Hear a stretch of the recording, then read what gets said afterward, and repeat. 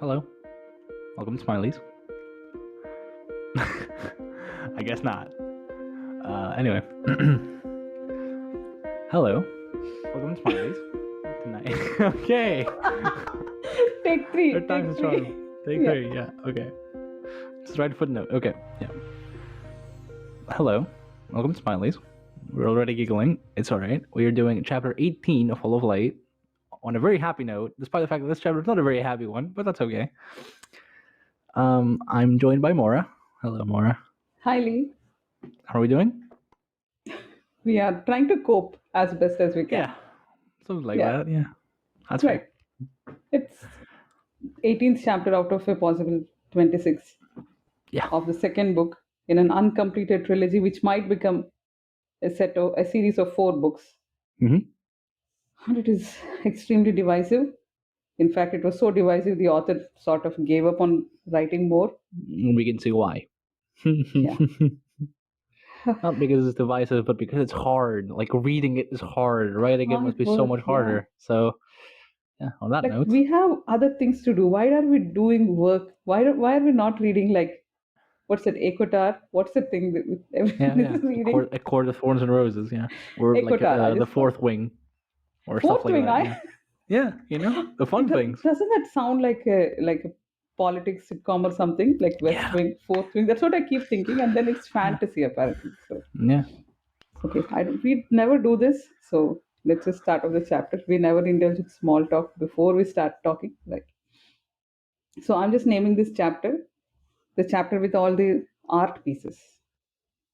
Yeah. That's fair. So scene 1. I'm just going by geography and one tagline also, because the scene 1 is called the Tarnished Chamber, where we have the statue of hounds.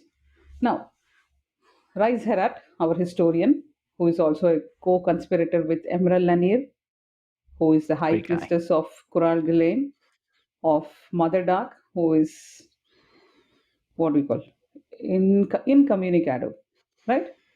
Yeah. Mother Dark. Yeah. So now this Rise Herat is in the Tarnished Chamber, giving us a history lesson. So see, I get into this tone and you start settling back. We are so used to this. It's been like a year of Kharkanas. So okay, never mind. Please relax. Let me tell you what happens. About 100 years ago, Taist artists started creating art with stone and bronze. Maybe they were inspired by Caladan Brood and other Azathanai, and they were interested in realism and aesthetic perfection. So there were now statues all over Kharkanas in many public places put on display. And to rise at a civilization that sees art as a type of cultural competition is well on the way to disillusion. Do you have anything to say there? I mean, you know who said that first. I don't need to tell you. It's your boy. It's your boy. Of course. It's anything to do with art is probably my boy somewhere. Yeah, sure.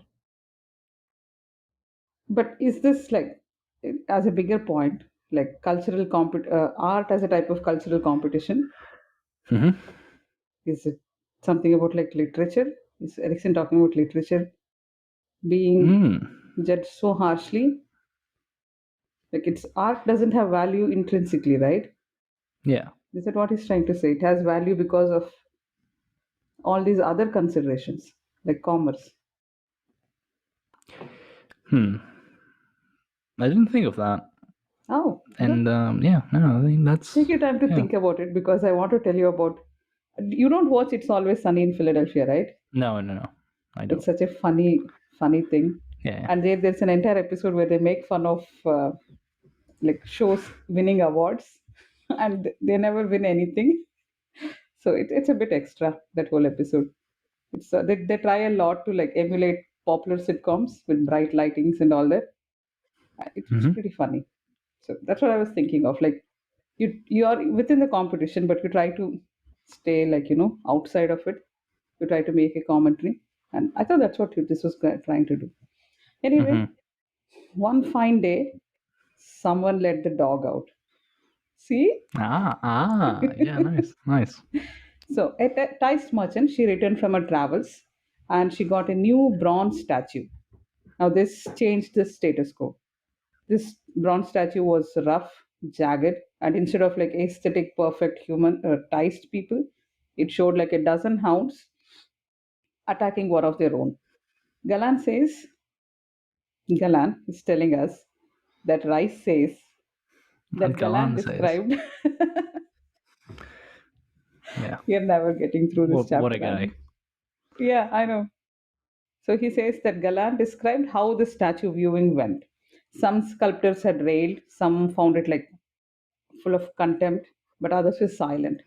And only one who was considered like the master sculptor, he had wept. And overnight, their pursuit of perfection became a kind of mockery. By this, Galan had said, perfection is made mortal once again. By this, our conceit dulls. Mm-hmm. May I continue? Yeah, sure. Oh, no, if you have something I to mean, say, do you please. want me to go on a 10-minute tangent on Kadaspala like 6 minutes in? I can do that, sure. Uh, mm, I'll get back to you. Let's circle Yeah, back to sure, that. sure, sure.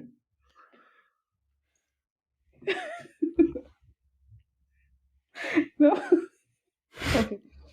I should just let you talk and then remove it in post and then release it as like a separate episode. Yeah. Wouldn't that be much easier instead of you poor fellow doing after our sub? Okay, there is too much digressions in this episode. I don't like this. I Yeah, wouldn't listen to yeah, this if it was yeah. me. Yeah. Now, what is the statue called? The Savaging of the Hound, which Very good. is inspired. I mean, yeah, it sucks, right? So this statue, it was removed from public view, and finally it found its way here into the Citadel, into the another Tarnished chamber. inspired name, Yeah. tarnished chamber. So he's studying it, and we get even more detailed description of it. The hounds form a type of spiral, and some scholar had suggested that it could be looked at as if the central beast was spiraling inward. So maybe it meant that it was a single beast which was devouring itself, Mm-hmm. like civil war. Ah. See? Okay. Yeah. Now Rise is more appalled, Appalled. appalled. Appalled. Appalled. Both work. Doesn't matter. You got it. At the plausibility of the interpretation than anything else. Because why else would a central beast be a hound and not a bull or a stag? Well, Mm-hmm. the guy is here to meet Sedor Bull. Why are the Okay. names getting so difficult for me? It's been a long while since I've done the summary. That's why. Right. Yeah. One Yeah, one please. thing? Yes, yes. So yeah, later in this chapter, which by the way, spoilers, my other boy, Caplo Dream, assaults Draconis, and after he's done, we get a quick scene of Draconis and Mother Dark, and in that scene, Can you you have not? Draconis. No. That is such a lovely scene. I'm more or less Yeah. quoting No. the No. No. whole thing line I'm by not. line. I'm not Yes, yes, yes. spoiling anything. I just want to mention I one know you're line. not spoiling anything, but please, Um, please, yeah. there during their alone time, Draconis is thinking back about memories, and one of those memories is a set of Diver's hounds that are assaulting him. Yeah. And this is a Sathanai from a few centuries ago, one presumes. I'm just saying. Yeah. I'm just Yeah. saying. Perhaps there's a more literal interpretation of this work that the Dice would have missed because they're idiots. But anyway, carry on. So, why is Rise Herat here? He's here to meet Sedorpul for a hush hush meeting Mm-hmm. away from all the spies. Now, it's weird that the spies are their own ones, but still they need to hide from them. Now, Rise asks, are we claiming that we are protecting our people from themselves? And what is Galan's quote here? Oh, deadly language! How so you offend me? Yeah. Immediately, Sedorpul gets pissed. Just in case you wanted to remember who is Sedorpul, he's the one of the priests. Mm-hmm. He's bald. He's the one who keeps baiting Rise. He was like Endest Senior. Mm-hmm. And then he's sort of sidelined by these two, Emerald and Rise. I don't know why. They could have all been conspirators together, right? I don't know why this guy is sidelined. Now he gets pretty angry at Galan and says that he refused, so I'm going to take over as seneschal. And then they Yeah. discuss a statue for a bit. Please interrupt me if you need to say anything. No, go on, go on. Yeah. And he says, this one is the only Azathanite piece of art here, and the rest are all ticed. And Sedarpul says that all fads fade. 1 sec. Pause, please. And Sedarpul says, all fads fade. Then he tells the historian to pen a treatise about what? That the past is a litany of naive expectations. And Rai says, quite sarcastically, but at last we are now much wiser. And Sedarpul, because he's a dumbass, he says, just so. And now, finally, this is all just preamble. This is how the ties do small talk. Yeah. And so they come to the point. Rise wants to know about the sorcery. And he says very clearly that he was sent there by Emerald. Cedarpool doesn't like it. He's upset that the high priestess doubts him. But Rise says that, she's not exactly doubting you. Just tell me about the sorcery. Cedarpool says he has some prowess and he has some confidence in his prowess. Rise wants him to know who is the enemy. If they're amassing sorcery and being ready, then who is the enemy? But Shadow doesn't have an answer. He's still angry that he was not briefed about the previous time these guys went into the Chamber of Night and had adventures. They've not really told Shadowpool what happened. All Rice is able to say is that Mother Dark refused Anomander's desire to march. Now Shadowpool wants to know if this is his command to not use his powers. Like Shadowpool should not use his powers. Rice says that maybe they didn't even meet Mother Dark and they were escorted out by Draconis. I lost my place. Yeah. Shadowpool says such a thing undermines the authority of Rise Herat, who now gets angry at this.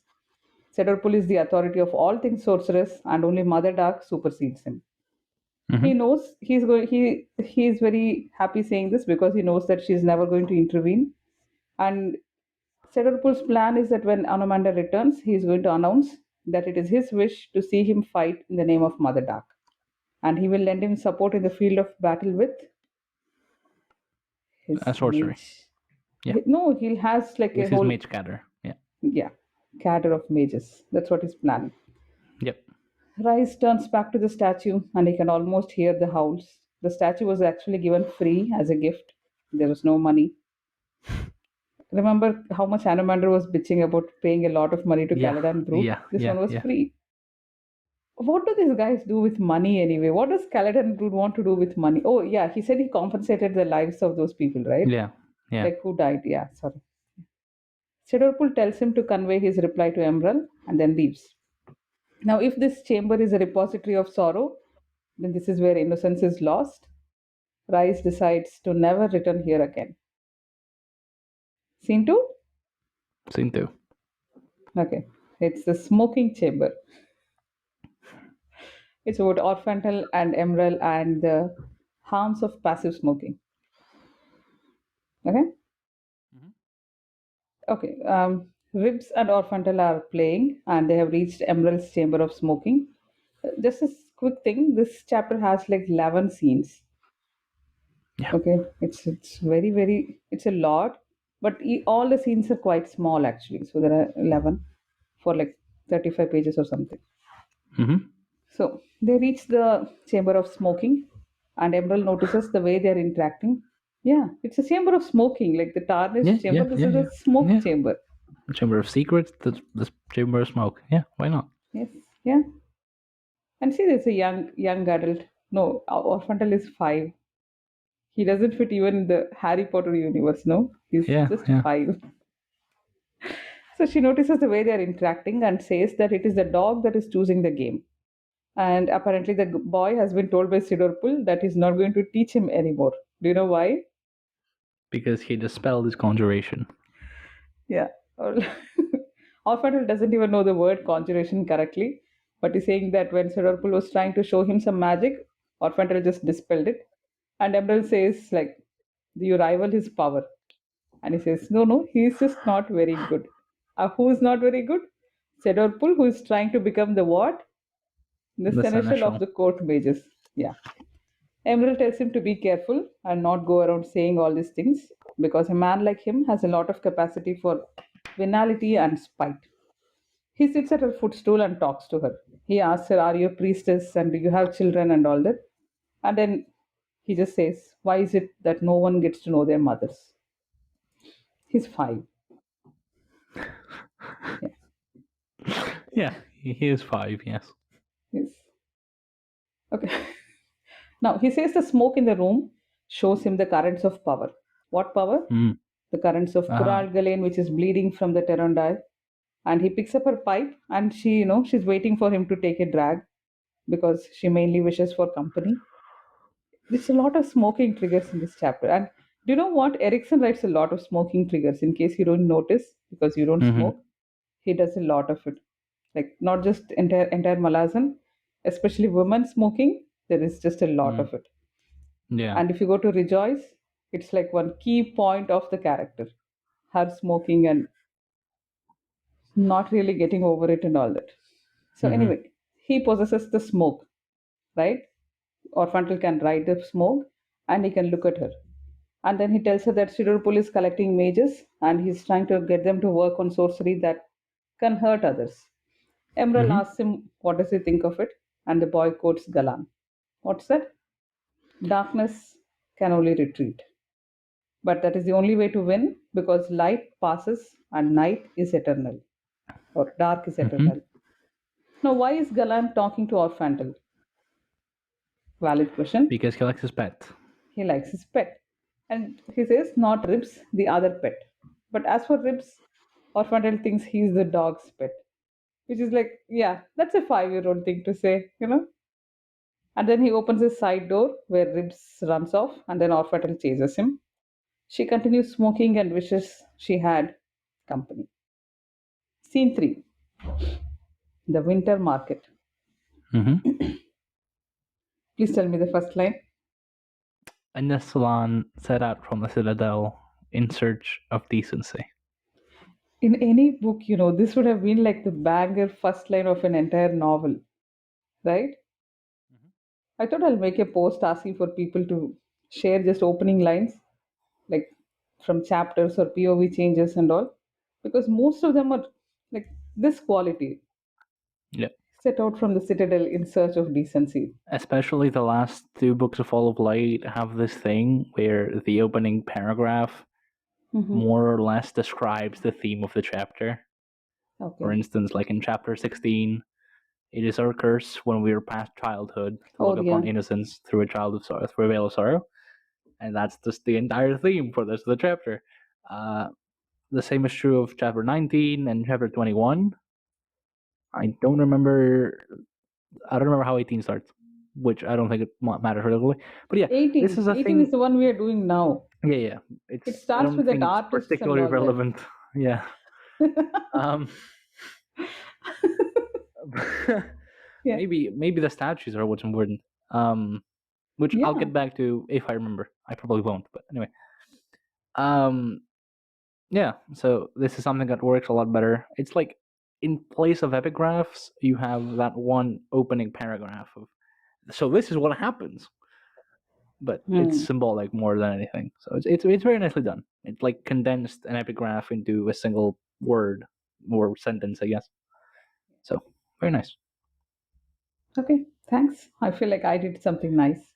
Yeah. Now, uh, as he's walking, we just get to hear that there are lots of statues in public places, and he Mm-hmm. prefers the blank stares of these statues over the intense looks that people give him.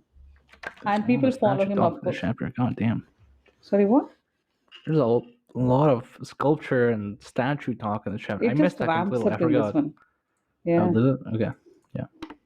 So people follow him, fixing on his every word and gesture. They consider him a prophet. And at, Yeah. Sorry. just mute yourself and do. Sorry. It's fine. It's fine.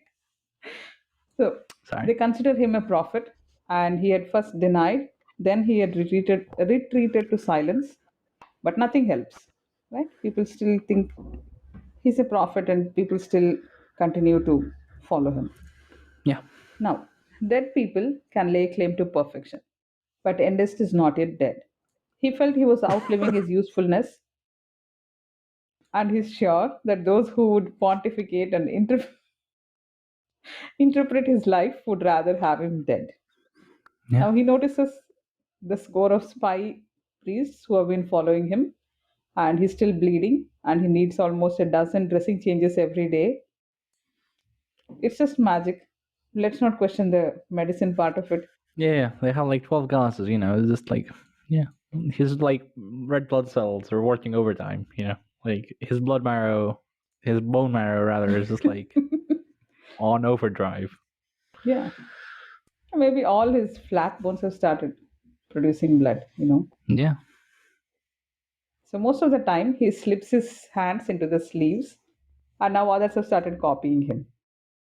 Now, I think it's going quite well. So do you want some bleakness now? Yeah, sure. Yes. Even in the best of times, the future is an uncertain promise.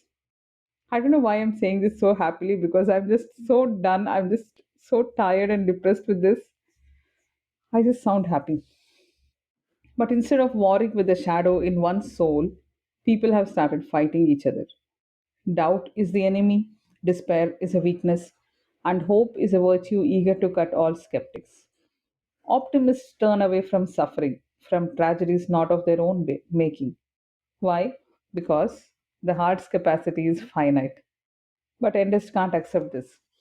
They also say imagination has no limits, but if that is the case, how can the soul have any limits?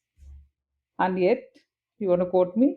You want to quote that whole What thing? thing of certain limit can in turn create something limitless? The seams breaking of some fundamental law. The unbound from the bound, the infinite from the finite. How can such things be? Yeah. Nice. Do you Yeah. want to talk about the maths of it? Oh, well, Yes. the inverse, how from something infinite, something finite can pop up, is quite common. Less common is what Endest is talking about here, though it's still technically not a breaking of some fundamental law, since, well, infinity as a concept doesn't exist as in our What? universe. It's, How? well, our What? universe itself is finite, right? Is it? There's like 10 to the 80 atoms in the universe. Infinity is, well, infinite. So in abstract math, infinity exists land. There is no fundamental law which is broken by the finite being turned into the infinite, right? Because, for instance, I even have a graphic prepared, but I'm not going to bother bringing it up. It's fine. No one's going to listen to it anyway. But yeah, especially with problems which deal with what we call, well, limits. You often see such things like infinity arise from otherwise seemingly finite pieces. For instance, the harmonic series, which is just adding the inverses of everything. So 1 over 1 plus 1 over 2 plus 1 over 3 plus into infinity. Reasonably, since they get so tiny and it goes on so slowly, it should be finite, but it isn't. But anyway, no, and this, it's actually not some breaking of some fundamental law. You just need to abstract everything into, like, ideal universe. But I suppose he wouldn't really care. No, I just thought the maths behind it is interesting because it's quite easy to say in English. Like I thought, yeah, fine. Shall I continue? I mean, yeah, sure. Okay. Yeah. And inside the winter market tent, what does he see? He sees a wall of caged songbirds, which are shrieking with fear. The bird seller is eating a skewer of meat and vegetables, which Mm-hmm. reminds us of, Tapu, which is from Seven Cities. yeah. And And also, I Endest, think it's a Darujastani delicacy. But yeah, it's in Darujistan too. But I think Darujistan so. is a metropolis. It has Yeah, really to be flat fair. breads Yeah. and, Yeah. yeah, falari wine and everything. Yeah. So Endest confronts him, and the man replies that it is a temple which is his biggest customer. And then Endest gets angry and asks him, "Where is the cage inside your skull that traps your conscience?" Zinger, right? What is Zinger? Yep. By now, Mother Dark is alert and watching, and he tells the priests who are following him to take the cages back to the citadel. But this is going to be the last purchase. In the name of Mother Dark, he is going to forbid capturing and selling of wild creatures. Mm-hmm. Now, the guy is really angry, the bird seller, and then he shit talks Mother Duck, saying she has no real power. And soon Urusander is going to deal with any soldiers these guys have. Endest replies that he doesn't understand. And as he's saying, he knows that even Mother Dark, who's listening, also doesn't understand. The decency he's been seeking is not the kind a mortal can see, but only feel. There is a like Zinger. another sorceress guy. Sorry, what? That's another zinger. Yeah. Yeah. Yeah. So there is another sorceress, another guy who shows up who has sorcery. So these two face off, and Enders says, "What's that amazing quote? Can you tell us?" Hang on. The anger, Why, aggression. sir, did you think anger, aggression, and pride would have any power over decency? Shit. Right? Nice. So, Yeah. and then he unleashes the birds. So, nobody took this last shipment of birds to the citadel. It's all Mm-hmm. unleashed. They swarm this new mage, Kryba. We don't need to remember his name because he's gone. Yeah. And then they take away his soul. Is it a spoiler? Is he coming back? Should we Rafo? I have no idea. Yeah, no, I don't think so. I think, Okay. like, Solana says later that he basically murders them now. He said, like, where will they take him and give it to whom? All his tattered pieces of his soul? Mm. Yeah, who knows? So, now, as this is happening, what happens to the bird seller? He looks a little He grey. turns eater and leaves. Yeah, see? So, now Endest then lectures his followers. He says, nobody can say where the sorcery has come from, but it is as raw as clay from a pit. Have I skipped something? You can just stop me. Mm-hmm. And they're going to have to add the grit of imperfection and glaze it with conceit and cure it with rage. Today, what does he do? I do not act in the name of Mother Dark. I act in the name of decency. He paused again and then said, so, rise you all and attend to me. I have only begun. Is this where you want to tell me about all the parallels with Oh, do I have? Okay, yeah. Big J? So Big That's what J, you call yeah. him, right? Yeah. So it's been a while since I even read about this anywhere, but there is a very famous episode in the Bible where Big J, as we're going to refer to here on, Big J Yeah. enters the Temple of Jerusalem and essentially beats the shit out of a bunch of sellers and tax collectors within because, well, uh, Big J was at the time a Jew, and in Jewish law, setting aside all the Christian influences, even within Jewish law, that was not permitted. So it was an affront to God, who, for one, was the Jewish God, and for two, was his dad. Well, anyway, so not a great idea. So, in the same vein, what these guys are doing is an affront to Mother Dark, to whom for Endest Silann, she is both goddess and, well, rather literally within him right now. So it's not a really great idea to go against this dude, who, even if he doesn't claim to be, the son of Mother Dark or the son of darkness, I guess, um, See? ah, is bleeding from his palms and is talking about decency. He's either crazy or he's incredibly powerful, and I wouldn't want to take a chance. So yeah. In Big J's case, I'm pretty sure he just finished that whole thing, and then like the passions began. I'm pretty sure, so he didn't have much time to like lay off any parables and say, yeah, you know what, this is why you shouldn't do this. Mhm. But Endest here instead goes on the path to decency, which is similar, I guess. Yeah. And I he probably now absolutely goes around. butchered that on our episode. I am very sorry. Now he But goes yeah, around doing miracles, yeah. bringing back dead fish to life. So now, what is he trying to do? Edest walks through the market, providing a day of release. He moves among the masses, delivering the benison of inner silence. Their turmoil eased, many cried out of relief. He Mm-hmm. opens every cage and tether, freeing every animal in the market, and he sends them away with a single word, home. Now, remembering what is happening with Hood and that the time has been stopped because these guys have to move on, Remembering that, which chapter was that? Quickly, quickly. One of mine. 13? 13, 14, my, okay. Probably. 14 was mine. 13 was the Korean marathon, guys. So that's Yeah, probably that. thanks. The freckles guy. Yeah. So, Yeah. yeah. So, chapter 13. So, remembering that, keep that in mind. What happens here is even death was open to refusal when Endest asked. So, dead fish came alive and flapped back home.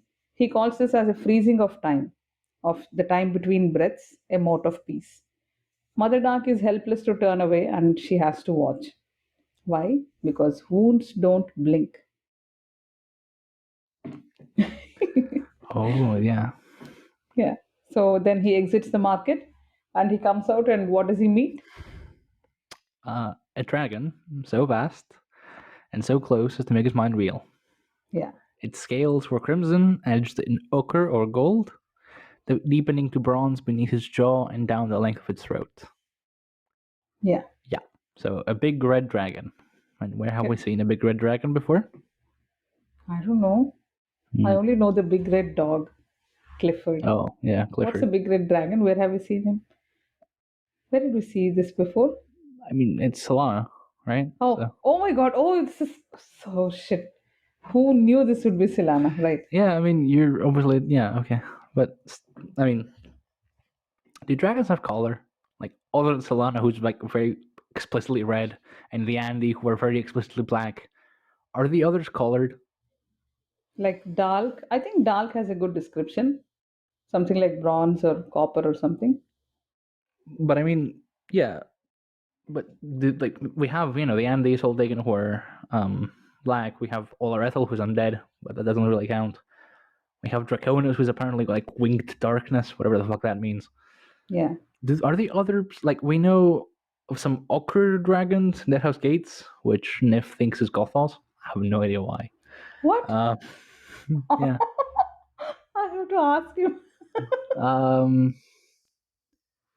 What else? Maybe he's right, but the concept is so funny. No. It's the only allusion because there's like one mention by Silkas in Desert Dreams that there's like some soul taken Elaine Jagged somewhere. Ah, yeah. And like Who else Fid and could it be? company exit the dead house, see a bunch of dragons, find Gothos. So Okay. it's probably just a It's coincidence. yeah. But I don't think we have like a color combination like this is what relates to this aspect and whatnot. So I think Solana being red is weirdly specific. That's what I'm getting at. Almost as if it was created for a role-playing Yeah, campaign or yeah, probably. Yeah, it would be so cool to have five black dragons and one red huge one in the middle. Yeah. yeah. Everything this, it's visually very striking because that's the basis for the origins, right? It's all visually striking. Yeah. Pitch black, 7 foot tall dude with a two-handed sword on his back with silky white Bleeds hair. darkness. Yeah. Yeah, lovely. Yeah, I just Yeah. wish we could see them all. Okay, now this dragon talks to him in his mind. Sorry. Did Tellerust have a description? We just hear that it's a dragon. It's just a massive dragon sitting there. I don't think we get any color description there. I don't think so. It's not difficult to look up one second. Yeah. Um. Did you just put the keyword lovely? No, I've looked up Tellerant, but I could have done that too. Yeah, because it would ping twice. But anyway, I don't think we get no. No, it just says this guy, the Yeah, it's just a dragon, Barsa a guy. big dragon. Yeah. Yeah. And then Damn. assembles into a diced woman. That's all. So, no. Yeah, go on. So no other description except Silana. Now she talks to him in his mind and she says he thought it was a gift of peace, but it was also a curse. Because in his wake, Ooh. after giving hope, what is left? There is only despair. And he has unfortunately delivered the same gift and curse to Mother Dark also.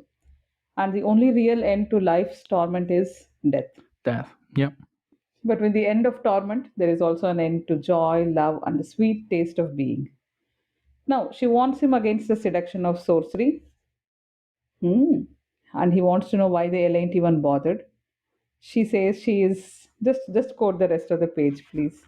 There's like If you want me to, I've yeah, just sure. written the whole thing anyway. I am made curious by acts of love, no matter the path they take. After all, in such a state, you are blind and can but stumble unwittingly. You taste interest me, raw, unbridled, as if draconian blood lingered in your own. If indeed it does, the dragon continued, slowly spreading its wings, then your civil war is no surprise. Wait, cried Endest Silann, is this all you will give us? Where do you go? What is your name? Questions! I will not travel far. But do not look to me for succor. Succor? I don't know. Sucker. I don't know. Yeah. Love is but a flavor, no more and no less enticing than bitter anguish or sour regret. Still, it entices. The dragon's wings were now fully spread, belling to unfelt winds, and the claws plucked free of their grip upon the cobbled expanse, as if they alone had been holding the creature bound to the earth. I yield to you, Endest Silann, whose heart is too vast, whose soul begins to comprehend its own infinite capacity, my love. This time, to stay your ecstasy, I set finger to your lips. Next time, it may fall to you to offer me the same. I am named Silanna. Should you choose to seek me out, find me before Passion's Gate, where I am known to abide. Curious, and, as ever, enticed. Such a beauty. So nice. So is Passion's Gate just a metaphor? I don't It know. better Look, be. okay, I'll bring it up. Okay, so Yeah. in chapter 10 of The Crippled God, Hmm. there is an old lady, a black witch, presumably. Oh yeah. Um, The hold of and love, right? yeah, if I can find it. God damn, it's 9. Oh, so your number was Yeah, wrong. it's chapter 9. Yeah, I've misunderstood. Shit, Okay, shit. I'm You dumb. lost all Shit. Yeah, credibility. Yeah, I'm so sorry. Yeah. So what yeah. place is this? It's talk in some dream world, presumably. And the lady says that love lives here, ghost. The hold you have forgotten, the hold you will yearn to find again. But you forget more than that. Where there is love, there is pain. And I have absolutely no goddamn idea if this has any connection to what Silanna says here, because it is never alluded to again. Um, the symbolism and the imagery is very striking because she's literally ripping out her eyes and throwing them into the fire. The allegories are weird, and the fact that it's never brought up again, while it uses terminology from within the world, like this is the whole you've forgotten, love lives here and whatnot. It's weird. I don't think they're connected. I think it's a metaphor ultimately, but it exists. It's there. Okay. Okay, now what Yeah. you know what I was thinking when I read this? That love is a flavor. Uh, I please I don't know the chapter number, but I'm going to just guess 11 of Toll the Hounds, where Skilara is thinking about grief. Do you remember the Sadness quote? belongs. Sadness belongs. Thank you. Yeah, that's what I was thinking. Like it's I don't know. Erickson does this again and again, and it's always good. Now she flies off, and what does Endest want to do? He wants to kneel, but Mhm. Mother Dark doesn't allow it. Something in her stops him, and then he keeps bleeding. And Mother Dark wept like a Like woman a woman with a broken heart. with a Yep. broken heart. Right? Fun, fun chapter, fun scene, Fun, yeah. lovely. Okay. So Yeah. So do the you want me one to who said have yeah, go on, go on. I just wanted to say that this was very Yeah. much like Seven Cities because of the winter market thing and the crows flying away, or Mm-hmm. not crows, songbirds flying away with the soul and the tapu food. So just wanted to point it out. Yeah. Now you Okay. have some actual important stuff. Tell me. So beyond what you already mentioned about um any civilization that saw art as a kind of cultural competition. So I'm not gonna dwell over long on this because we made an entire episode on it, but yeah, this has been tackled extensively rather by other artists, among which Galan numbers, which is why he's bitching about this so much. And like, when did that exhortation stop anyone and whatnot about art? What I wanted to bring up is that early in the book, in like chapter 1, at the end of chapter 1, we get a Galan quote that says, no matter, we have already seen Kadaswala find the promise of peace delivered by his own hands in a time of unbearable grief. The visionary is first to be blinded if a civilization is to fall. Set him aside, he is no longer relevant. Leave him to his small chamber in the Citadel, muttering his madness. His work is done. And then he goes on, no, another artist must be dragged to the fore, another sacrifice necessary to advance a people's suicide. In this tale, then, look to the sculptor's hands as he carves his monument. And this is basically the most explicit description of any statue that we get in the book. We get a pretty vivid explanation of its symbolism, spiraling inwards, possibly symbolic of the Thai Civil War, it being a Zathanai, it being given for free.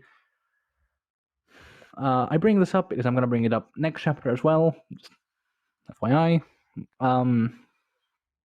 And we have a lot of statue imagery in this book. In this chapter, rather, not this book. We have, as Maura mentioned, the savaging of the hound. We have Endest looking at statues and thinking, yeah, I wish those people were here instead of like the guys following me. Even Silann, the way she stands is very statuesque.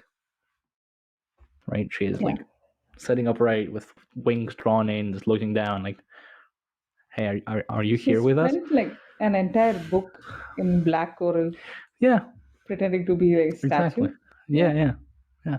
So it's the symbolism from earlier on in the book is finally, after like 16 chapters, starting to manifest. We had chapter 17 and chapter 18 now, which are both like starting to pay off the symbolism that has been set up. You wanted to say something?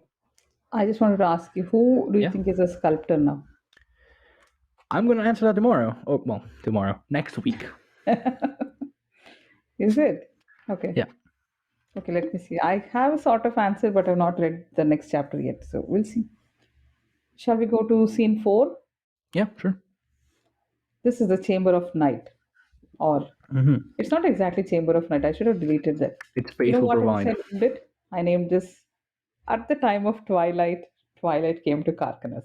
Don't take a sip. Ooh, that's nice. Yeah. So the Sheikh emissaries are riding towards the city, and they watch a crimson dragon fly out of the city. Finara almost draws her sword, and Caplo sort of makes fun of her. Resh says, shut your mouth, because you are also about to veer, and I can smell it from here. So let's all just, don't try to one-up yourself. We're all in this together. Now, once more, she wants to know what these guys are going to do, what are they planning, and they wonder if word will reach the Citadel about their arrival. But maybe the events of the day might leave them as afterthoughts. Yeah. Even my tilt into modesty cannot go unchallenged. Poor Caplo. I just skipped a lot of Caplo. I mean, if it was you, this would have been like double length of this chapter. So yeah, for sure. So she says, I like our dream. Yeah. Yes. We are going to enter the Citadel, and we're going to stand before a painted pattern upon a floor. And is it all? A few moments of frowning regard, as if we were invited to peruse a portrait of uncertain talent. What does Caplo say? Uncertain talent, Captain, or uncertain of our ability to comprehend said talent? Meta. What value discussing that distinction? Only to pass the time, Captain. So meta. I would rather know your intentions, you and Rush both. Yeah. Nothing untoward, I'm sure. If the pattern tells a tale, we would read it. If it presents a conundrum, we shall ponder it. If a riddle, we shall play in it.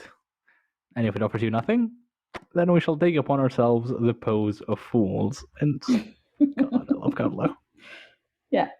So the actual stuff is, Rish says he's going to walk the path of the Terondai's pattern, and Caplo offers to accompany. Finara is going to accompany him. Caplo says he too will guard his other side, and Finara asks Resh if it isn't time for the Sheikh to choose, right? Mm-hmm.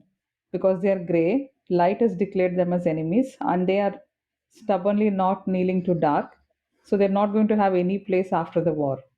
Caplo says he would like to see the Legion face the monks in battle. What is that? Foreshadowing. I mean, the Huh? monks are Huh? dead, right? Isn't No, this no, no, no. tragic The one kind of says about there will be no place for the Sheikh. after the war? Yeah, yeah. That's foreshadowing. But what about Caplo Foreshadowing. saying he would like to see the Legion face the monks in battle, the warrior monks in battle? Oh yeah, yeah. They're dead. Yeah, Tragic they're gone. irony. So then she suggests that they should assemble and ally with Anomander, but he doesn't like this. So he goes on a rant asking, "Should we place ourselves in the shadow of the highborn?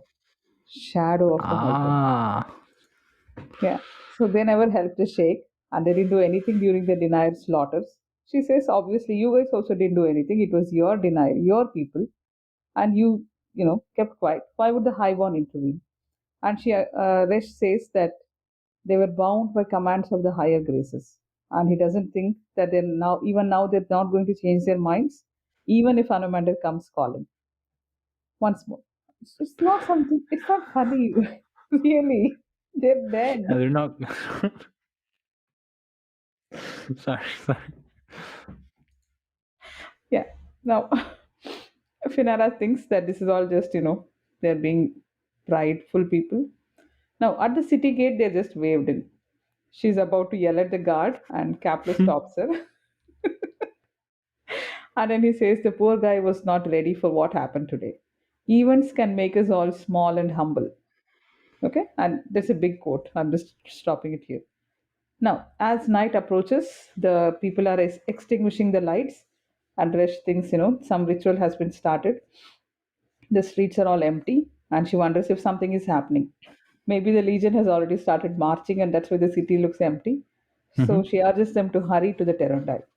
Now, about this evening extinguishing lights thing, I don't know if I mentioned on the pod or whether we just spoke about it sometime.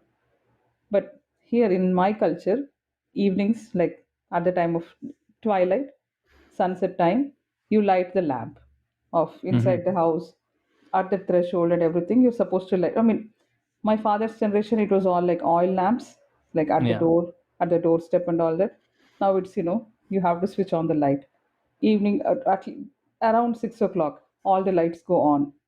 And Mm-hmm. ideally speaking, in his time, it was like at the time when you get ready for bed, right? You just finish your dinner, everything goes off, and then you go to bed. So that time is like an auspicious time. It's like where gods apparently roam around at that time. So if your Mm-hmm. house is like brightly lit and welcoming, they would come in. And so you're not Mm. supposed to like close the door at twilight, keep the doors open and all that. But we Nice. don't do that because so many mosquitoes come in at that time. So Oh God. yeah. Right. So I just wanted to mention that. I don't know if I've said this on the pod before. Don't think so. No. But Oh, yeah, good. that's nice. I mean, even you're surprised. So Yeah.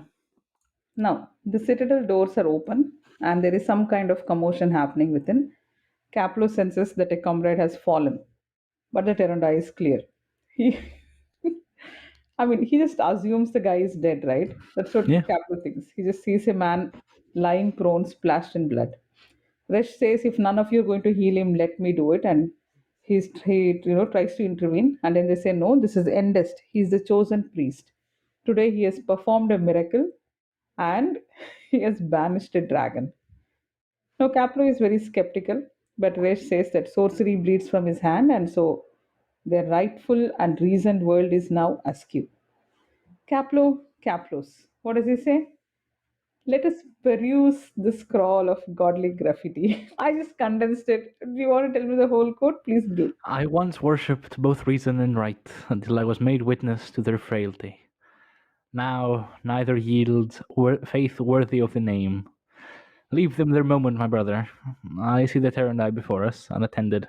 A scroll of godly graffiti. Let us peruse it. Now, as a side note, Yeah. um, graffito, plural graffiti, is apparently an ancient word. It's from like Roman times. Mm-hmm. Because we did that at the time, even like, our ancestors, mine, Yeah. Romans, used to do that, often with obscene and vulgar things. Okay. So, yeah, graffiti are apparently a more ancient term when I thought it was like 19th, 20th century, and I thought, what the fuck is this doing here? No, apparently it's really Oh, old. graffiti, as in the word with that particular usage, is an Yeah, ancient thing, is what you're saying. yeah, Oh, that's interesting. Yeah. yeah. Which is, yeah. Right. But no, this is godly graffiti. It's just drag. It's gone, it's different. Yeah. Now, Resh calls Finara to join him as he steps into it. Caplo feels the power warning him to stay away, so he doesn't join them. He says he will take the mundane path by going to the Chamber of Night, and he's not going there to see Mother Dark, he's going there to see Draconis. To confirm his suspicion because he has some hint, but then he also thinks he might die. Caplo is a very changed man, isn't he? A very That changed was assassin. amazing in this book. Yeah, yeah. Yeah, like he's no longer that Caplo, the I don't gawk, I but look, or what was it? I would admire. Yeah, Gawk is unseemly. right. Yeah, it's no longer that type of Caplo now. Poor fellow. And Drac just bitch slaps him in this chapter. So poor Caplo. Now, Rish and Finara step in and they reach a different realm all of a sudden. There is no mention of blinking. Did you notice? Yeah. Okay, it's raining, so I might have to get cut anytime. I'm just saying you. Yeah. Okay. Um Resh is okay, they step in and they're at a different realm. Resh is surprised that they were invited, but she says that maybe they were not invited, maybe they just slipped through because they are uncommitted and the realm is also undecided about them. Resh confirms that this is the realm of dark, a realm of infinity, and if the Terondai is a gate from their world to enter this, there could be countless other gates leading to countless other worlds. So maybe they are lost, and maybe Mother Dark is also lost. Finara Mhm. asks if they can leave, but Resh is busy thinking of possibilities like gates and realms. And what if every aspect of magic is a realm of its own? And what if there are gates in between them? And if such things exist, who created them? What is Draconis doing here? How did he bring the Terondai? All these questions. And finally, he thinks, where is the gate for the Sheikh? If it doesn't exist, then it is up to them to make one. This similar conversation is happening back there in the Chamber of Night with Draconis and Caplo, just to keep in mind. And he says they need to find the gate of her aspect. And she then asks him, what aspect? He says they are dwelling between two, light and dark. So name it shadow. They will find their gate either from dark or from light. It doesn't matter. And both those realms would have edges and places of transition, and that is what they need to find and claim for themselves. So, no, they're not going to return to the citadel, they're going to continue on the realm. And Finara says their camp supplies are with the horses and all. And what does Resh say? Perhaps faith will. Okay, there goes Mora. Goodbye, Mora. Jesus Christ. Shit. And we're back after what feels like a moment through the magic of editing. I think where we left off, our boys Finara and Rash. Finara's a boy now.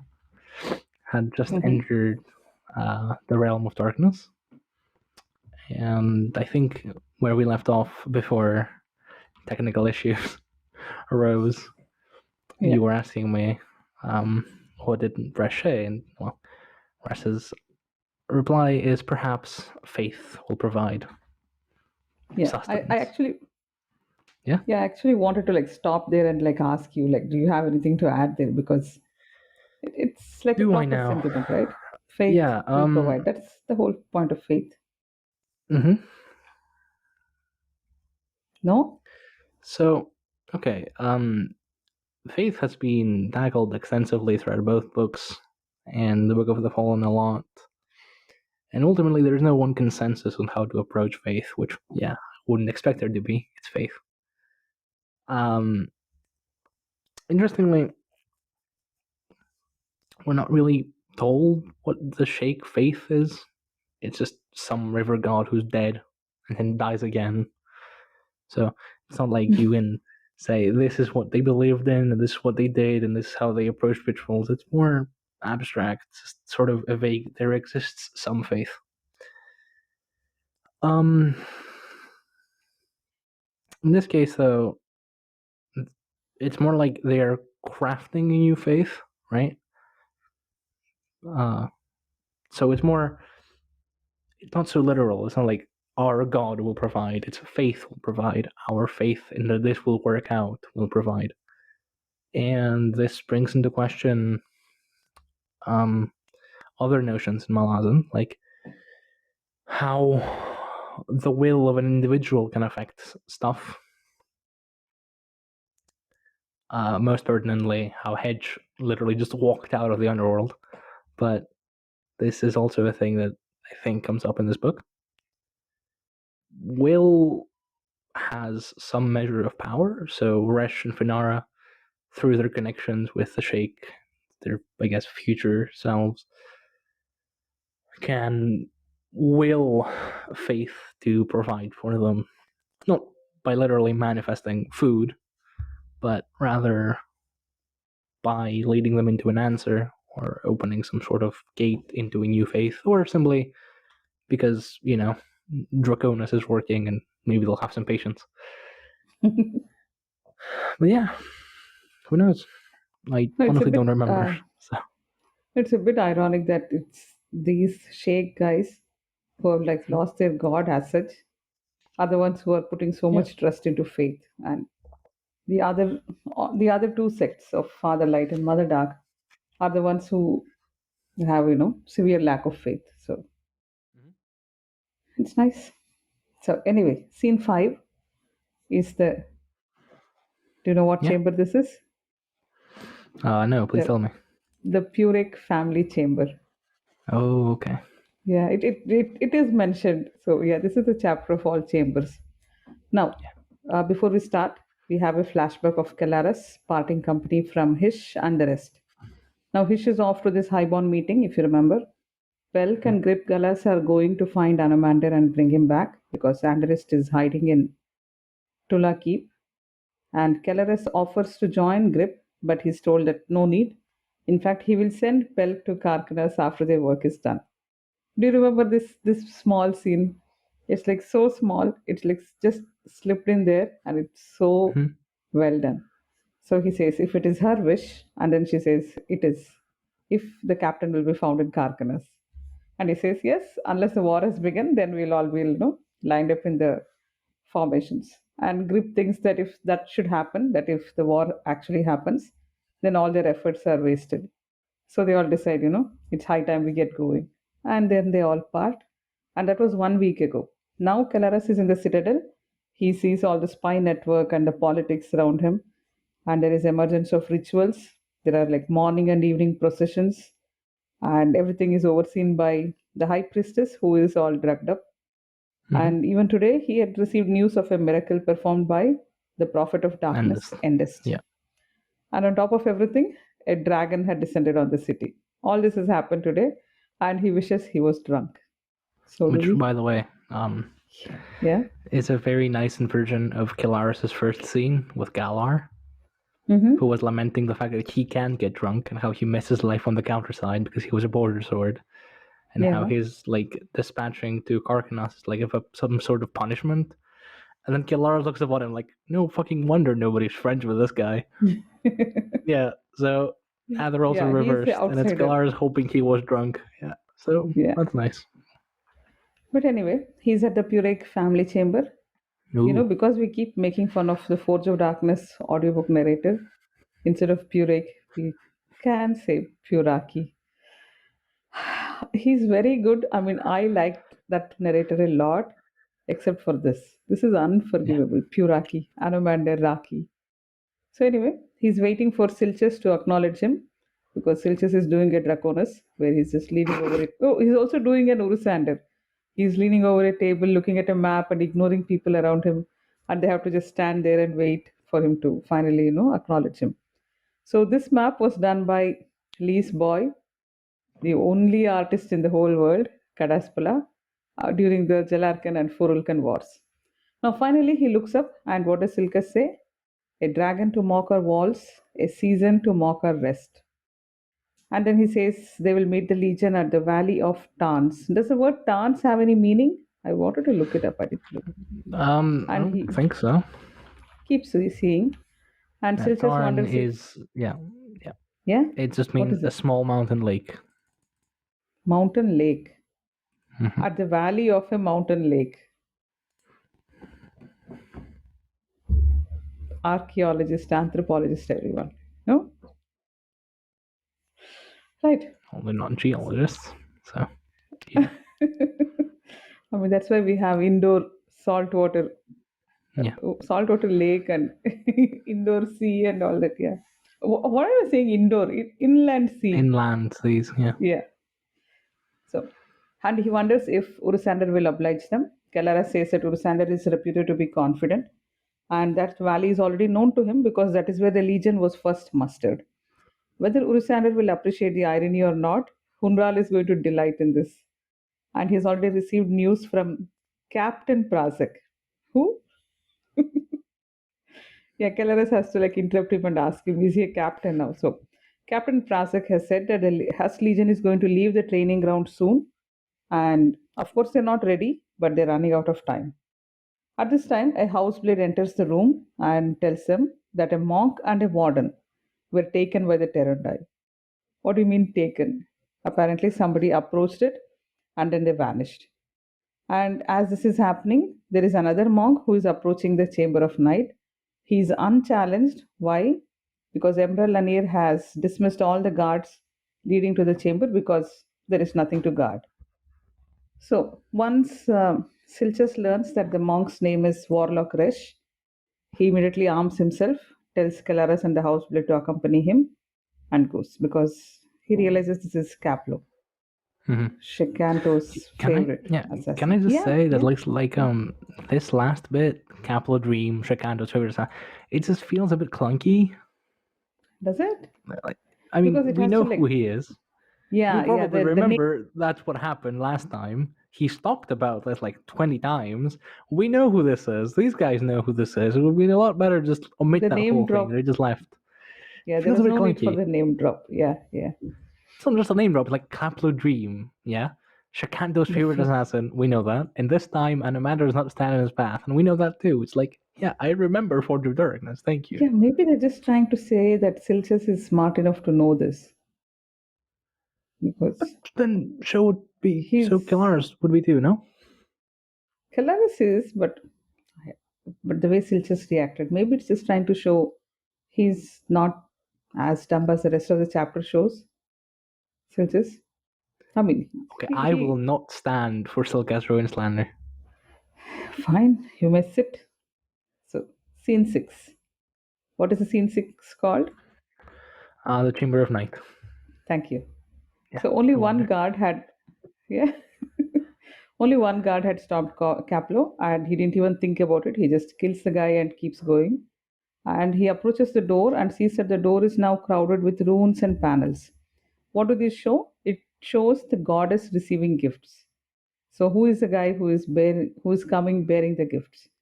So Caplo doesn't have much time to do all this because obviously he doesn't have enough patience. So he just kicks the door and with surprising strength, and then he calls the divers within him old blood and gives in to its hunger. So he veers into 12 forms and walks in, and he sees the skeletal form of a humongous wheeled wagon somewhere, and there is a huge man standing near its wheel. Draconis says, "You shake are a presumptuous lot. You are consorting with powers you don't understand. Neither the cursed legacy of the Erisel nor the one who is being challenged now. So you become diverse without even understanding what is going on, and you come to challenge me without even realizing who I am. Isn't that what he's saying? Do you Which know is, who I yeah, am? yeah, yeah, Yeah, yeah. thanks. Which is like So Caplo tremendous shade. notices shade on shake. Yeah, So it's like, Caplo do you know who the notices fuck I am? Do you know who this is? Do you know? Do you even realize who I am? Poor Caplo. Now, Caplo sees all the chains attached to the wagon and he feels a little bit uneasy. Then Draconos asks him, "Do you want to kill Mother Duck because you won't find her?" Caplo starts trying his mind voice speak and says, "Can you hear me?" That was very good. Draconis says, yeah, he's heard every thought the guy has had since he arrived about his hands and his weakness and Yeah. the whole thing. Now, Kepler says he doesn't care about Mother Dark anymore because this power belongs to Draconis. And Draconis corrects that it is not his alone now because that is the nature of his gift. And he reveals that he is the suzerain of night. Huge Ooh. reveal. And the Teist house is all a deceit. And Kepler realizes this guy is an Azathanite. Did you know that? See? Who knew, man? Shit. What a huge reveal. Now, Draconis gets a length of chain and he's ready, and he can't even be bothered to come up with any highborn poetry. Yeah. Please, I just botched it. Could you just tell me the quote? Now you speak plain, Draconis. No highborn poetry to ride your last breaths. I can be bothered. Yeah, that should be like a meme, right? It's a good. This whole thing is very nice. Draconis and Yeah. Caplo. Now, 12 panthers attack Draconis, and 6 survive. Caplo retreats, but Draconis laughs and tells him to finish what he started. Draconis is not dead, and he thinks he should have because he summoned Okay, his finest. Just on a Oh side yeah, note, yeah. he's I not just skipped the whole not thing. dead.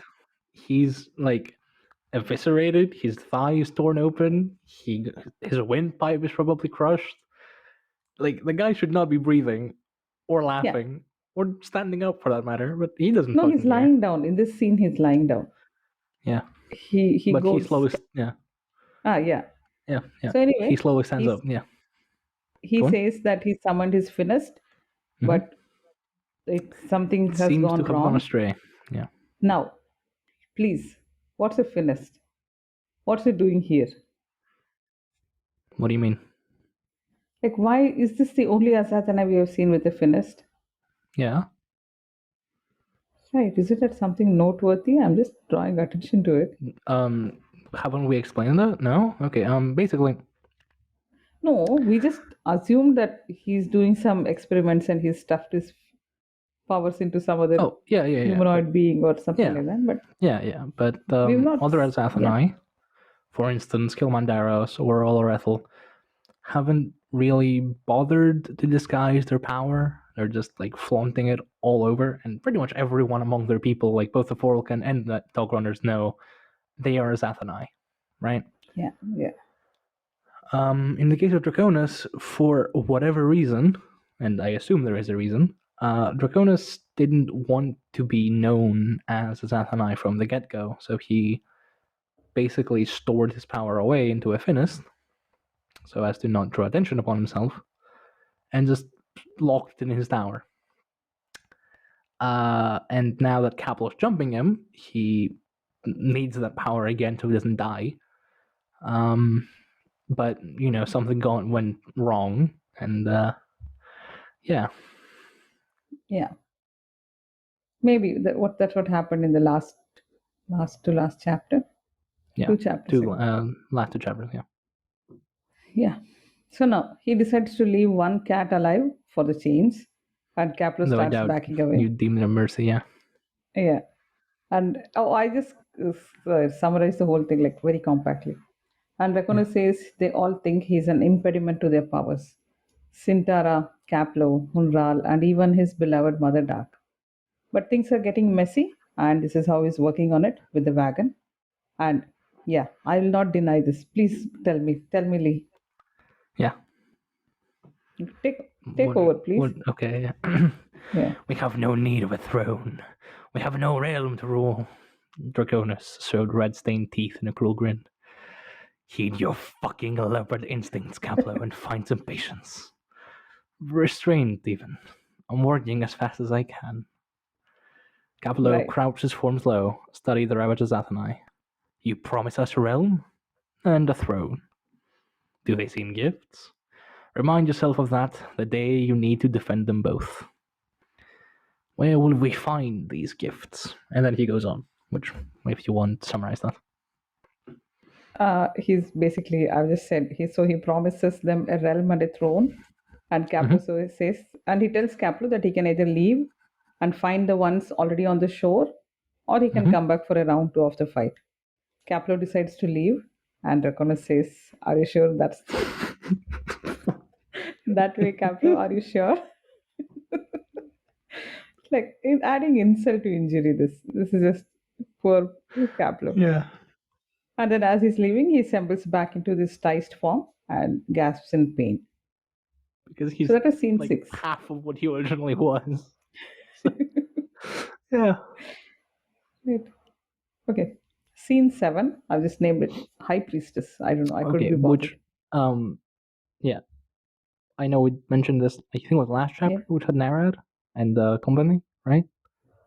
Yeah. So yeah, there's more and more hints that there is a throne for those aspected to shadow that awaits them somewhere, and they need a realm, and they might have a realm eventually. So this book may be titled Fall of Light, but so far it's dealt a lot more with the Eater and Shadow than it has with Light, at least obliquely, you know? Yeah.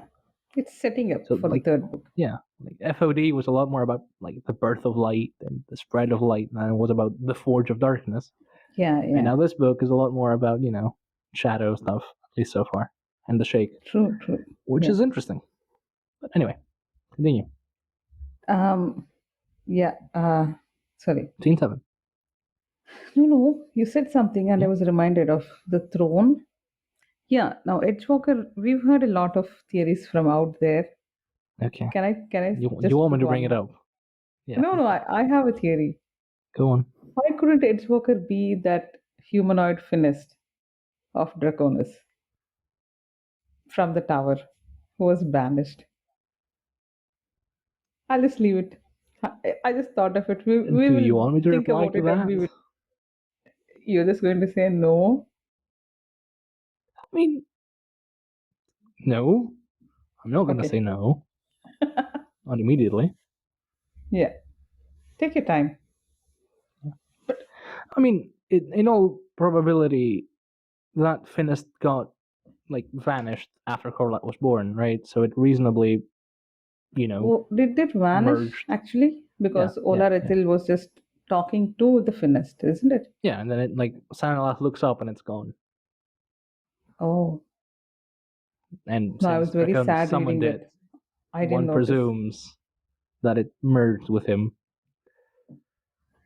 Or maybe it was just slipped Or into maybe shadow. just went on to become Edgewalker. Like he said, yeah, you know what, you're needed in the realm, and so just zipped off, went into shadow, and just became its guardian. Yeah, maybe.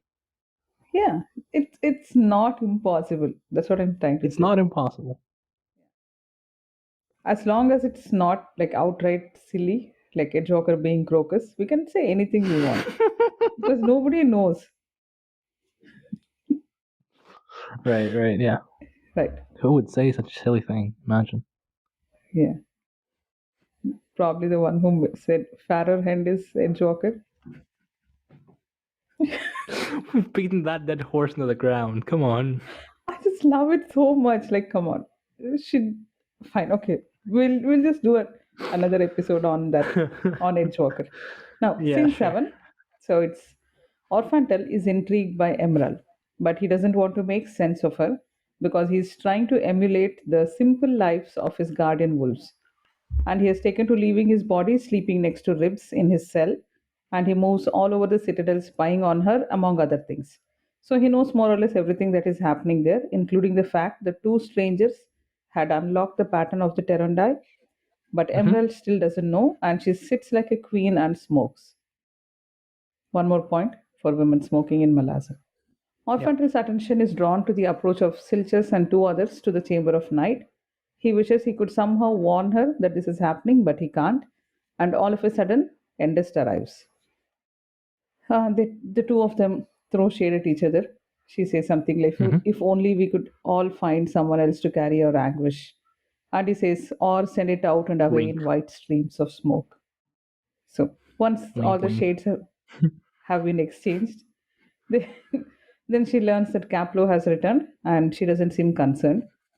because is Mother Dark concerned? Is her question. Then Endest says that Draconis has defeated the assassin and Silchus has arrested him, and there is talk of execution. Emerald keeps on asking, is Mother Dark even concerned about it? Why should I? Endest accepts that she is not concerned, and he says that Mother Dark is not really concerned about this because she is taking care of Draconis, who is also hurt. Endest tries telling her about the winter market walk and the blessings he was ready to deliver in the name of Mother Dark if only she could tell them what she wanted. But she keeps on asking about Sedorpul, and she's finally told that he has tried to follow Resh and Finara. So this is what this guy is up to. Sidorpul. He has followed them into the Terondai. And Emerald decides to visit Silchus, and Endest asks, what about the child in your lap? Because she's so unaware of it, and then Orfantal flees. I don't think she's unaware of it. I think she can't see it. She can't see that Orfantal is there, and I don't think she's aware that he's looking at her when she's smoking and having some quiet time. So Orfantal is, he says, and so he haunted her, Orfantal, keeping his eyes hidden within the wreaths of smoke drifting around her as he sat, unmoving apart from the steady rise and fall of the water pipe's mouthpiece. He is using sorcery to attend to her, and while otherwise she would see it, now she's too high to notice that the smoke has eyes. Yeah, that's what I'm saying. She doesn't know. She doesn't know because I don't think she sees it in the way that Endest sees it. Because to Endest, it will be obvious that there's sorcery abound, but Emerald isn't a sorceress. Emerald doesn't have magic in the same capacity that Cedarpool or Endest do. So to her, it will be less Does obvious. Emerald have any magic at all? She does, right? Not that I she know does of. Something. She blesses some things. I mean, she's a priestess, yes, but she doesn't have the sorcery of Curl Galen like everyone else. Well, everyone else, Cedarpool and Endest. Yeah. Okay. But then most of priestesses don't, so it's not like she's particularly alone in that regard. But yeah. Okay. Scene 8 is the Citadel cell. Silchus has dragged Caplo, and how do we drag people in Malazan? By the ankle. By one ankle. So he's dragged downstairs and along corridors and usually no, left. Oh, left ankle? Okay. Yeah. Because it makes sense. You hold them with your right hand. Yeah. I don't know why we bother with extremely tiny details like this, Now, Calaras thinks that this is a bit cruel, and Silchus throws the assassin inside a cell, and he's shackled. Why are you laughing? Poor Caplo is being arrested. And then when Caplo. Yeah. And then when he gains consciousness, he immediately asks forgiveness for killing the guard, and he says that he's ready to accept that that was his only crime that day. What about the assault on Mother Dark's precincts? It can't be considered because she doesn't have any claim on it. What about the assault on Draconis? That also doesn't count because he was hard to kill. He should be a defense lawyer. I tried killing him, he didn't die, so I'm not guilty. And now he's not going to demand Caplo's head, Draconis. Why not?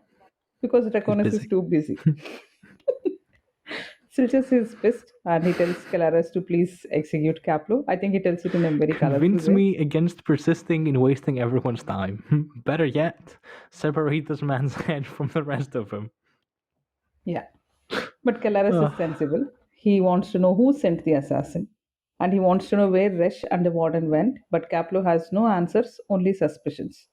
And now that he has found the truth, he is hesitant to announce it. It's a nice quote. Not every truth is a crime, though too many of them are. But still, not this time. Foolish me, but then ignorance is a poor excuse for anything, and I'll not hide behind it. Now, Silchus is done. He starts drawing his sword, and just then Endest and Emerald walk in. Emerald wants answers, and Caplo says he never had any interest in killing Mother Dark. His argument was with Draconis, and now they're done with each other. Endest commands that Caplo should be released, and Silchus asks, what about Silchus first asks who gives the order, and is skeptical. And Endest says Mother Dark is angry that Draconis is wounded, but Caplo is to be banished from Kharkanas and nothing else. Silchus is even more angry, obviously, and he demands justice for House Purek. Endest leaves while muttering, "This is not for you, boy," because Orfantal has been along with them for all these things. Then Emerald leaves while saying sorry to Silchus. What does he say? He asks, how does it feel to be Yeah. superfluous? And she says Yeah. nothing. And finally, Caplo is freed.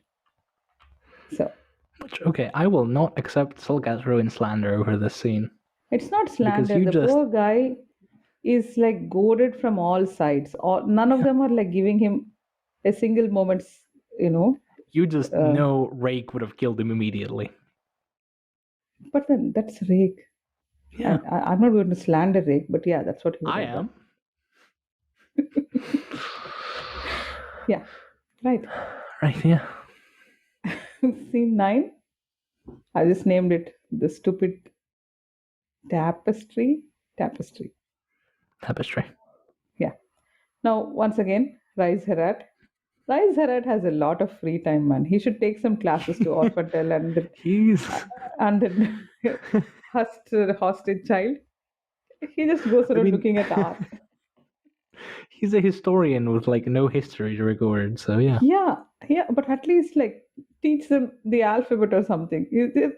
Orphantal is just roaming around trying to get passive smoking, and if that lady is feral, the assassin, Mhm. then see we know we can blame Rice for her Yeah, becoming a feral assassin. yeah. Okay, now once more there is a tapestry, and earlier he had seen the Elaine which had come to Kharkanas. And so now we have to take some time to muse. He doesn't believe in omens, but there could be some credence to harbingers in these difficult times. Fear and anger makes an enemy of humility, and peace haunts mortals like a dream whispering its perfect promise. Enough musing. Now come back to the tapestry. It shows tapestry. See, this is what I said tapestry. It shows 7 dragons descending on a burning city. And the city Hmm. has only one identifiable feature, which is a black river running through it. Can you feel the frustration building reading this? But this city of Karkanas never had any ruins. But also, looking at the firestorm, he decides that even rock would have crumbled to dust in such a firestorm. And suddenly, Grisenfall joins in. Rise has a lot of questions. That vast forces are at work. Is it Riss's fault or Draconis, or because of him continuing to persist in Karkanas, is Grisen to blame? Grisin tells, do not look at other people to blame for your ills. And Rice seems to have realized that the realm of eternal night doesn't even belong to the Andy. Mother Dark is an interloper, and maybe she is lost, or maybe she is covering with fear from the consort. Grisin says it's neither of them. Then Hmm. I'm just going And we know fast. why, If you right? why? We know why, because Draconis has pretty much either banished or murdered every denizen. No. It says she's covering with fear from the consort. She's afraid No, of it says Draconis at because. her consort side, cowering at her Oh, consort I side. took that as No, she does not fear Draconis. God damn, no. who knows? She's Not just even lost in Rise like is that stupid. look, if Draconis, if this guy has a huge house and she walks in and she doesn't know how to live, it's natural to be afraid of this guy. Why not? Right. Interesting. It could be read both ways. That's all I'm saying. Now, you're not going to accept. Now, No, it's Riserat fine. asks about dragons and if more are coming, waiting for them to die. Grison says that your affairs are too minuscule for creatures like the Elaine to notice. They don't feed on meat and bone, but they will do so from time to time. And more than being hunters, they are scavengers, and they generally can't stand each other. And what is the tapestry actually showing? It is showing the storm of dragons, which means it can't be resisted by any single Elaine after a threshold is crossed. And Yeah, Storm tell of me. Dragons sounds like shitty A Song of Ice and Fire fanfiction. It is a storm of swords is one of the books, right? In Song Yeah, of Ice there's and Dance Fire. with Dragons, right? There Yeah, is also Dance with Storm of Dragons. Swords. Yeah, so, you have a Storm of Dragons. It's a nice name. Everything can't be, Terondai and Divers and things like that. Storm of Dragons is a good, nice name. Yeah, yeah. And usually, what happens is once the threshold is crossed, they merge and form a single beast. And though there are many limbs and many heads, it has a single identity. And what do they call it? PMR. Tiamata, the goddess of destruction or the fever queen. So the fire that is burning is only incidental and something. Yes, yes, yes. Okay. I'm sorry. I should have said, but No, no, tell me, tell me. take note that Tiamat here has no apostrophe, while in the Book of the Fallen it does, and we know that the apostrophe in most tongues signifies past. Which means that at some point between Kharkanas and the Book of the Fallen, Tiam went from is to was. And no points for guessing how that happened. It's the dice. Actually, I didn't even, after you said this, I didn't even go back and look if TM has a apostrophe. Take my word for it. So, yeah, I'll do that. Right. So, okay, I'll We stop will this one. blame the Promise. dice, though. We do because, like, allegorically, it's mentioned that that Tiam died giving birth to the Taken dice. So, yeah. Which, from what we've been able to discern here, basically means they killed one dragon, not 20. But, But see, we already know Draconis killed one particular Elaine, so not the dice, it's Draconis' fault. That was way back, though. That was before this. And now it's still Tiam without the apostrophe, the denote past. No, there is no TM here yet. This is just a tapestry. Yes, but Grison would know if she's alive or not, no? Yeah, but they're talking about the tapestry storm, which has the original Tiamata, which was before Draconis killed that particular dragon of dark. One assumes it would be before. Oh, you're so smug. I don't know what I'm missing. Okay, yeah. Okay, I'll stop. Sorry. No. Is it like a RAFO thing? We already know the answer. I have no idea. I don't know. I don't remember. Okay, I thought. Okay, then we are all ignorant. Okay, now, so the fire is only incidental and something has drawn them there. Like what? Like maybe a wounded gate. Rice is shaken. He asks, how can a gate be wounded? It can be wounded either by careless usage or elemental opposition. Rice asks, is it like light against dark? Immediately, what does Grisin do? Oh, I spoke too much. Let me shut up. That's what he basically does.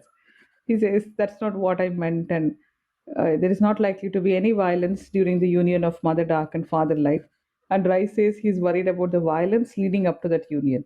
Actually, the whole dialogue is very nice. I've just condensed it like very small because Rice is increasingly frustrated and sarcastic, and Grisin just, continues to be his calm self. And Grisin tells him to be at ease. Dragons have indeed returned to the world, but they are few and they're scattered. And if neither of the two parties resist the marriage, then all will be well. But what if one is reluctant?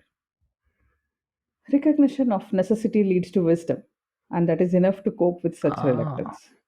See? Right. What even does that mean? He's saying they're not going to resist because they know that this is going to lead to problems. So they're just going to just accept that this is the answer and just get married. It's not the answer, but the alternative's worse. Right. Yeah. And Grisin says, Yeah, go on. No, finish. I'm almost I'll done. geek out. Yeah. Well, he says, wounded gate, and how does a gate get wounded or some stuff. So in the Book of the Fallen, because of course, we get. Do I get any points if I name the chapter? It's you get 5 points. Hunters. Keep it. Yeah, okay. Chapter 2 of the Bone Hunters. We get a scene between Battalion and Edgewalker, and on the other side, Kelsey, Eloth, and Namplos. And eventually the discussion leads to, what the fuck does Kabandari do, and what are Soltake and Elaine, and how do they arise, and what are Guardians of the Gates, and whatnot. And Eloth, I think, says, one of the dragons, doesn't matter who it is, one of the dragons basically says that Skabandari, whom they slander relentlessly in that book, by the way,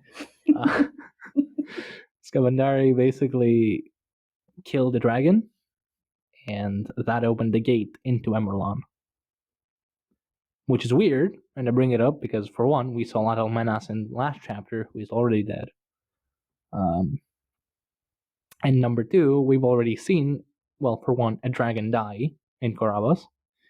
And for two, the gate that opened seemed rather not caused by the dragon dying. A gate just opened and then out came 9 dragons and then it closed again. Yeah. So, yeah, I don't know what that's for, but it's interesting to note that there is some sort of causal relationship between dragon blood, which I have to imagine at this point would be code for sorcery, and gates manifesting, or aspected But gates like the Terondai. but the first dead dragon we see on the Vitru, where did that come from? Wasn't that it? It would still make sense, right? That dragon died, and that's where the Starworld Emblem gate opened, and then the 9 Yeah, that's dragons came out. Korabas, yeah. Yeah, so So it still maybe tracks, right? Yeah. it would track. It's just seems a bit delayed. Like, a few months go by, then a gate opens. Like, oh well. Was it a few months? I mean, I don't know how long it is, to be honest. I wouldn't know. yeah, actually, it's at least a few weeks because the water swords have to go back, and then he has to leave Ilgestrain to take the rest of it, and then he has to go back and yeah, not the water swords, the wardens. The wardens, Now, yeah. where are we? Yeah, at last they have something yeah. to pray, and Rice says he doesn't like any of this talk. And what is this tapestry called? The last day. Yeah, nothing else. Nothing else need to be said. Now, scene 10 is called Eternal Night. I'm just going to say the whole thing because I love this so much. And for all the hatred we throw on Draconis, this one scene makes me almost take back everything I said. Now, this is a scene between almost, yeah, because he's still a dick. But Mother Dark and Draconis, this is just one scene. I don't think we have this repeated anywhere else any other time of just the two of them. No. Right. Now, she touches him on fragments, I guess. Like they just send one-sided text messages. Are you there? Yeah, pretty much. I'm sorry, and things like that, Yeah, but they don't. Oh, my love, forgive me. We get Morn. We get Mother Dark talking to Ansi about Morn, but not the two of them together. No. Yes. So this is the only one, and so it's very precious. She touches him on the shoulder and says he heals quickly. Draconis recalls a past where he was similarly attacked, but that time it was hounds. Hounds are much cleverer than panthers. And Caplo, who is still new to his instincts, new to this divorce, he relied too much on instincts. And she says he anyway survived both of them. After a while, he asks her, "What would you have me do?" And then she embraces him, engulfing him so tenderly that it takes away the world with the forest, the stones, the unfinished wagon chains, and all the blood on the ground. Please, can you quote that? It's very nice. The rest of it I just quoted. Beloved. My heart's for you, as it was, as it is, and as it shall ever be.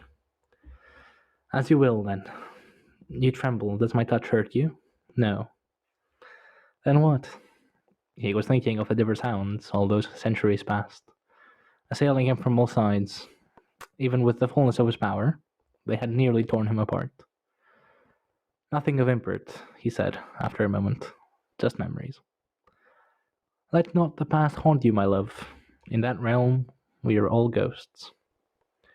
As you say, she kept the world away for some time, and he was content with that. See? Just see. I don't know how Steve kept a straight face and told us Kharkanas is not a love story. It's not about that. I don't know how he did it. Right. He's a liar. He's a filthy liar. We know that. Yeah, we've established that. I don't. Okay. No, it's really lovely because this, if it could have been a bit longer, I feel. But whatever. The whole idea is it just establishes the whole dynamic, which till now, we were still suspecting. We thought because she has been fleeing from his gift and so many things have been happening, right? We don't really know where they both stand. And this just makes it very crystal clear. Now, the last scene is Howls. Savaro and Ristand banter. I'm not going to go into detail there. What we find out is you're already laughing. The refugee children and the hostage children are all getting along great, except for all the noise and the mess. She accuses Ristand of being interested in Nasaris, a bit graphically, and then they suddenly hurry off indoors and upstairs. Now, why do we need this scene right after we see this tender scene with Mother Dark and Draconis? Why? I don't understand. Why? In a different Love? world, do you think those two would have been like this? Is that what we are trying to see? I mean, I think it's just different expressions of love. No? Yeah, yeah. That's fair, but it's just so perfect and so jarring that you see them. She kept the world away for some time, and then this good. They just Abyss hurry off takers, without. woman, let's go. Thank you, thank you. Yeah. So it's the same sentiment, That's fair. Now, Kagamantra notices them hurrying off, and then Trout sighs and says, "Not again." And then Kagamantra has come there because he mistook one of the screams for something dangerous, and there was no blood spilled. Everyone is fine. But he's also most surprised that the blind one still survives. Now, Ah, Trout ah, offers. ah. See? So, Trout offers more wine, my lord. And Kagamatara says, "It's not even noon." He says, "Aye, more wine." Now, apparently, Kagamadra has been plotting vengeance against Silchus and Skara. And, I mean, fair, but Trout is good at reining him in. And still, Kagamadra wonders if there is a war coming, what are they doing here? Trout wants to see what will happen if Skara Bandaris and Kagamadra Tulas are on opposite sides in the war. Will they still continue to prank each other when it's a matter of life and death? Now, Kagamadra thinks he will speak to Scarabandaris to dissuade the high command of the Legion from the civil war. Trout thinks Karas will be the only lone voice. But Kagamadra has a secret girlfriend, so he says there is also Sharinas. And Trout says, then you need more wood. I'm just going to go and say wood is just a stand in for Kagamadra to less getting a spine. So, and then they talk about the wardens. Yeah. Yeah, it's fine. Yeah, what? No, yeah. Okay. He wants to talk to the wardens, but they don't seem to have much fight left in them. And as he's sitting, what happens? This line I nearly missed it, even though I read it so closely. From almost For a directly moment, yeah. above. Yeah. Go on. Tell me, please. Came a rhythmic thumping, while clanging and Loud's ongoing harangue continued in the kitchen. Yes. So Kagamanda thinks he can't stay in one place and snapping jaws at his flanks, so he's going to bolt. What about his betrothed? They are together and apart, and he thinks this keep is too small and she might not like to call it home, so he's not going to insult her with the offer of marrying him. Like he needs more wood, right? That's what he thinks. That's how the scene ends. He shivers Mm-hmm. and thinks they need more wood. End scene. Did I miss anything? I don't think so. Okay. Should we wind up? This has Yeah, sure. gone far too long than I expected. Yeah. Yeah. Next scene is a mine, so Next you're gonna be chapter. stuck with another 2 hour long episode. Yeah. Rejoice. Yeah, Okay this then. was fun. These both these chapters, like 18 and 19, and I guess 17, have this thing where they're built at like trilogies. Had 9, 10, 11 earlier on. I have 17, 18, 19. Mm-hmm. So that's interesting. It's something to look forward to. Yeah. Which almost always means you have like some sort of break. Like these go on, and then you can like. So here's what Lasaruk is doing, Lasaruk. and here's Okay. what Corey and Arthur are doing, and yeah. Yeah. But for the time being, back with the Heist. This chapter was the Andy. Next chapter is the Leo-san. Great fun is had by all. Yeah, so I guess we'll see you then. Bye. Thank you. Bye. Yeah, good night.